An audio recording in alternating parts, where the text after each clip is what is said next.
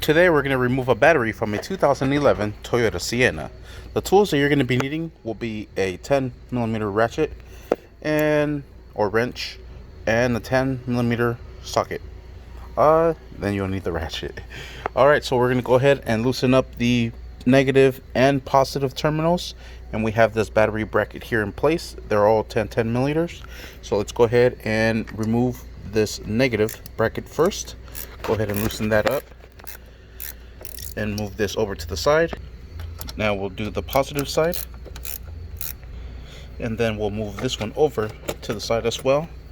Now we'll use our socket to remove this bolt from here and undo this nut from this side.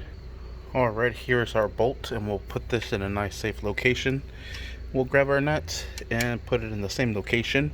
Now this bracket will come up and over just like so, and now we're able to remove the battery.